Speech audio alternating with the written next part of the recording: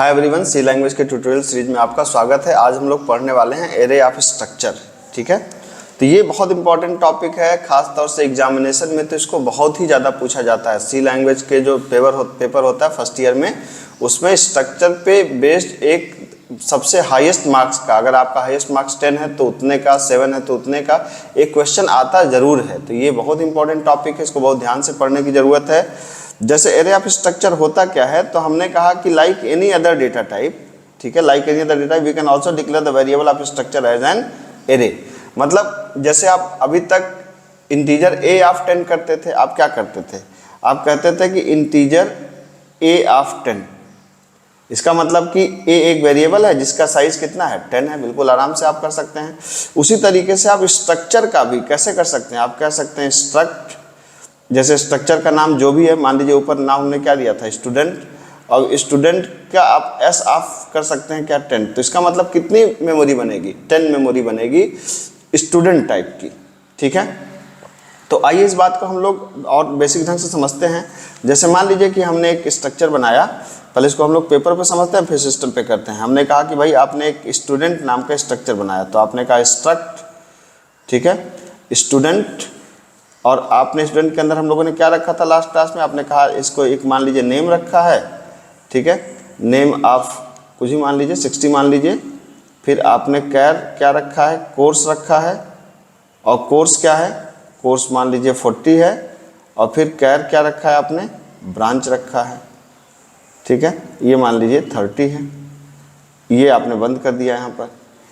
अब आप जब स्ट्रक्चर का वेरिएबल बना रहे हैं तो आपको स्ट्रक्चर का वेरिएबल कैसे बनाना चाहिए, आपको स्ट्रक्चर का वेरिएबल बनाना चाहिए कि स्ट्रक्ट, जैसे यहाँ पर आप आए तो आपने कहा कि स्ट्रक्ट, और स्ट्रक्चर का वेरिएबल स्टूडेंट, और एस ऑफ आपने कहा क्या, 5। एस ऑफ 5 का मतलब कि इसकी मेमोरी ब्लॉक कितनी है, 5 की है। 5 का मतलब ये कुल मिलाकर के ऐसे डिब्बा समझिए, 5 डिब्बे आप बना लीजिए। ठीक, तो ये है, आपको पता है कि ये एस ऑफ 0 कहलाएगा, अगला एस ऑफ 1 कहलाएगा, अगला एस ऑफ 2 कहलाएगा, ये एस ऑफ 3 कहलाएगा, और ये एस ऑफ 4 कहलाएगा। और इन चारों ब्लॉक पे क्या होगा, नेम भी होगा, कोर्स भी होगा, ब्रांच भी होगा। फिर इसी तरह इस पे भी होगा, नेम भी होगा, कोर्स भी होगा, ब्रांच भी होगा। सेम यही चीज़ इन तीनों पे भी, सेम यही चीज़ इन तीनों पे, सेम यही चीज़ इन तीनों पे। तो इसका मतलब कि अगर मल्टीपल स्टूडेंट्स की या मल्टीपल वैल्यूज़ की प्रोसेसिंग करनी है स्ट्रक्चर के थ्रू, तो आप एरे ऑफ स्ट्रक्चर का इस्तेमाल कर सकते हैं। अब आइए हम लोग बिल्कुल एक बेसिक क्वेश्चन देखते हैं, जो मैं कहूँगा कि आप मेरे स्ट्रक्चर के तीनों वीडियो देखते हुए तब यहाँ तक आएँ, तब आपको मज़ा आएगा, अदरवाइज आप शायद रिलेट नहीं कर पाएंगे। तो बस वही बात है कि write a program for storing the basic detail like name, course, branch of 5 student and print them. हम 5 लोगों के बेसिक डिटेल्स को स्टोर करना चाह रहे हैं और फिर उसको हम प्रिंट करना चाह रहे हैं। तो अब आइए देखते हैं। तो मैंने वही चीज़ कहा, मैंने कहा स्ट्रक्चर का नाम क्या है, स्टूडेंट, ठीक है। और ये जैसे अब आप यहाँ पे क्या कर सकते हैं, आप थोड़ा सा ऐसे कर सकते हैं, टाइप डेफ स्ट्रक्ट स्टूडेंट, और क्या, जैसे हमने कहा कि नेम ले लो भाई, नेम में 30 या नेम लेते हैं 60। एक हमारा क्या है, कैर, कोर्स, कोर्स क्या है, कोर्स है 40, और कैर क्या है, ब्रांच, ब्रांच का काम क्या है, ब्रांच का काम 30 मान लीजिए, और आपने कहा स्टूडेंट। ठीक, अब दो जगह स्टूडेंट का क्या मतलब है, हमने कहा कि स्ट्रक्चर का नाम तो स्टूडेंट है और इसका एलियास नेम भी स्टूडेंट है, तो अब मुझे स्ट्रक्ट स्टूडेंट नहीं लिखना पड़ेगा, मुझे सिर्फ लिखना पड़ेगा स्टूडेंट एस ऑफ कितना, 5। अगर मैं इस टाइप डेफ नहीं लगाता तो मुझे क्या लिखना पड़ता, टाइप डेफ मैं नहीं लगाता तो मुझे लिखना पड़ता स्ट्रक्ट स्टूडेंट एस ऑफ 5। तो अब इससे क्या लिखना पड़ा, स्टूडेंट एस ऑफ 5। इसका मतलब मैं कह रहा हूँ कि स्टूडेंट डेटा टाइप है और एस उसका क्या है, वेरिएबल है, और स्टूडेंट कैसा डेटा टाइप है, ये है यूजर डिफाइंड डेटा टाइप। ठीक है, अब आपने कहा कि भाई 5 नाम चाहिए और यही 5 डिटेल चाहिए, तो आपने, अब चूंकि एरे है तो एरे का मतलब है कि हमें रीड करने के लिए लूप चलानी पड़ेगी। ठीक है, तो अब हमने लूप कैसे चलाई, जाहिर सी बात है एरे में 0 से लेकर 4 तक की लूप चलेगी, लेस देन 5 i++। ठीक है, और यहाँ पर हमने कहा कि printf/n enter record number %d कामा आई। तो आप सोचिए कि अगर रिकॉर्ड नंबर में आई कर दूं तो आई की शुरुआती वैल्यू तो 0 है, तो inter record number 0 inter record number 1, तो ये तो गलत हो जाएगा।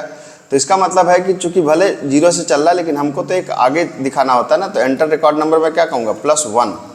तो पहली बार क्या enter record number 1 enter record number 2, क्या जरूरत है, क्योंकि हम इतनी वैल्यूज यहाँ पे देते हैं कि ये लिखना बेहतर होगा। अभी जब मैं रन कराऊंगा तो आपको समझ में आएगा।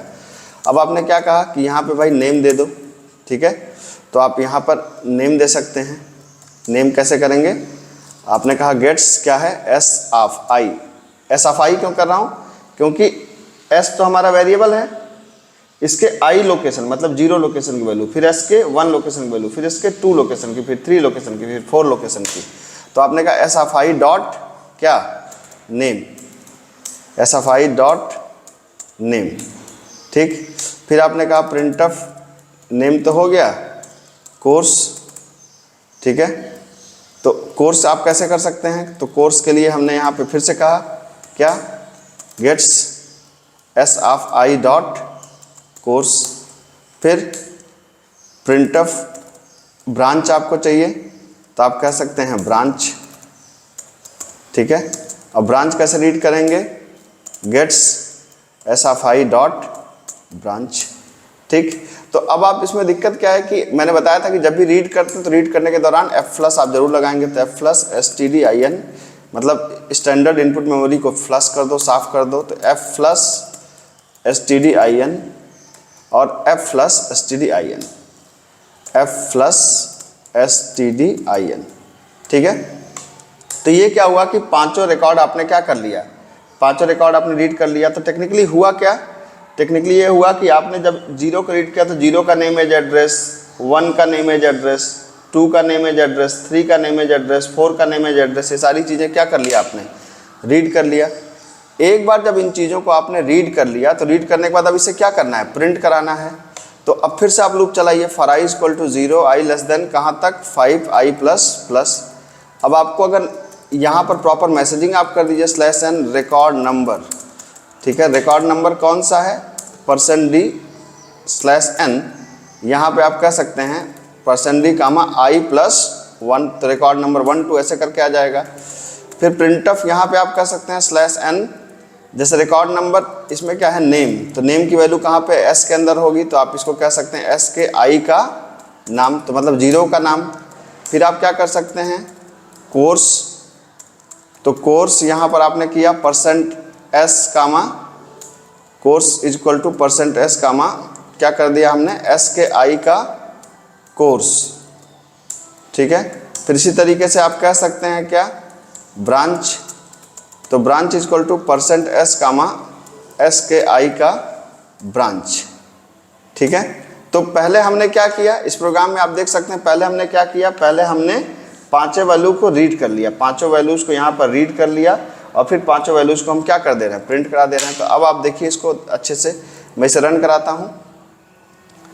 ये रन कराया आपने, एंटर रिकॉर्ड नंबर 1, ठीक है। मैंने कहा कि धनंजय, ठीक है, कोर्स बीटेक, और ब्रांच मान लीजिए हमने कहा कि CS, Anuj course MTech, branch IT, ठीक है।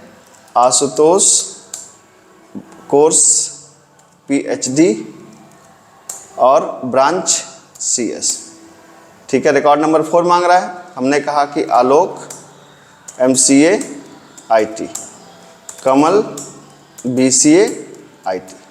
अब आप देख सकते हैं पांचों रिकॉर्ड हमने यहाँ पे इनपुट कर दिया। अब देखिए एंटर मारा हमने, अब देखिए यहाँ पे रिकॉर्ड नंबर 1 का name age address, name course branch, record number 2 का name course branch, record number 3 का name course branch, record number 4 का एंड रिकॉर्ड नंबर 5 का। तो अब हमने इस प्रोग्राम में ज़्यादा कुछ नहीं किया, हमने इस प्रोग्राम में क्या किया, मैंने इस प्रोग्राम में सिंपली इन पांचों रिकॉर्ड को रीड करा है, इन पांचों रिकॉर्ड को रीड करा है और फिर इन पांचों रिकॉर्ड को क्या कर दिया है, पहले रीड किया, फिर पांचों को हमने क्या कर दिया, प्रिंट कर दिया। अब इसी पर अगर आप एग्जाम में जाते हैं तो वो कंडीशनल क्वेश्चन पूछते हैं। कंडीशनल क्वेश्चन पूछने का मतलब क्या है, अब वो कह रहे हैं हमें सबका मत दिखाओ, हमें उनका दिखाओ जिनकी ब्रांच CS है, ठीक है। तो मान लीजिए कि अगर इसी क्वेश्चन को बदल दूं कि भाई 5 लोगों के नाम लीजिए लेकिन उनका दिखाइए जिनकी ब्रांच CS है, तो अब मुझे ब्रांच CS है ये मैं कैसे पता लगाऊंगा। अब फिर आपको वहाँ पर क्या ऐड करना पड़ेगा, यहाँ पर आपको ऐड करना पड़ेगा स्ट्रिंग हैंडलिंग। तो आपने कहा हैश इंक्लूड क्या, स्ट्रिंग डॉट एच आपने किया, ठीक है। और आपने कहा कि हमें सबका रिकॉर्ड नहीं चाहिए, हमने कहा कि strcmp कंपेयर करो किसको, एस के आई डॉट, मान लो अभी तो हमारे पास क्या है, अभी हमारे पास चूंकि वैल्यू जैसे, तो हम इसको फिक्स वैल्यू दे दे रहे हैं। जैसे हमने कहा कि सी एस, ठीक है, कंपेयर करो एस के आई की वैल्यू सी एस से। तो अब सी एस से जब आप कंपेयर करें तो अगर ये इक्वल टू क्या है, 0 है, तभी इसको आप शो कराओ, है ना, तभी इसको आप शो कराओ, बाकी के लिए शो मत कराओ। ये तो आप देख सकते हैं कि यहाँ पर हमने इसको कंडीशनल बना दिया। अब देखिए इसको रन कराते हैं, यहाँ पर इस तरीके से सी एस को नहीं ले रहा है, तो मुझे एक काम करते हैं, ठीक है, यहाँ पर मैं एक ब्रांच नाम का ले लेता हूँ, नहीं तो पॉइंटर यूज़ करना पड़ जाएगा मुझे।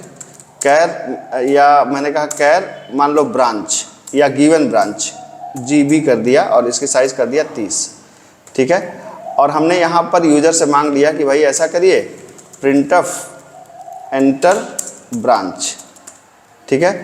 तो अब ब्रांच को रीड करने के लिए ब्रांच फॉर सर्च, ठीक है, जिस ब्रांच को आपको देना है, तो आपने कहा गेट्स क्या, आपने कहा कि गिवन ब्रांच GB, ठीक है। और अब कंपेयर किससे करा दिया हमने, एस के आई के किससे, एस के आई के ब्रांच से, एस के आई डॉट ब्रांच से दूसरी वैल्यू क्या है, गिवन ब्रांच, ठीक है। अब देखिए ध्यान से, यहाँ पर हमने कहा अनुज, कोर्स है बीटेक, ठीक है, ब्रांच है CS।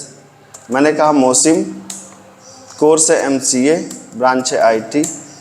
आलोक, कोर्स है MCA, ब्रांच है IT। आमिर, कोर्स है BCA, ब्रांच है IT, ठीक है। हमने कहा कि आशुतोष, कोर्स है बीटेक और ब्रांच है CS। तो अगर आप देखेंगे कि अगर मैं ध्यान दूं कि कौन कौन लोग CS ब्रांच के, आप खुद से देखिए, अनुज हैं और आशुतोष हैं। जब मैं एंटर करूंगा इनकी ब्रांच, तो मैंने दिया नहीं CS, तो अब क्या हुआ कि अब जब मैं एंटर करूंगा तो अब ब्रांच करा कि आप सर्च करने के लिए ब्रांच दीजिए, तो सर्च करने के लिए ब्रांच मैंने कौन से दे दिया, CS। अब देखिए तो CS के कौन कौन लोग थे, एक अनुज थे और एक कौन थे, आशुतोष थे। रिकॉर्ड नंबर 1 और रिकॉर्ड नंबर 5 वही आ गए।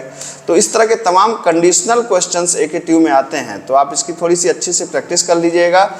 ये क्वेश्चन मुश्किल नहीं होते, मैं फिर से आपको बताऊं, ये क्वेश्चन होते बहुत आसान है, लेकिन थोड़ी सी इनकी साइज़ बड़ी होती है और ज़्यादातर लोग साइज़ देख कर ही भाग जाते हैं। तो ये ठीक नहीं है, आपको इससे डील करना सीखना चाहिए, ठीक है। और आप इसकी प्रैक्टिस करेंगे तो आपको बहुत मज़ा आएगा। Thank you so much.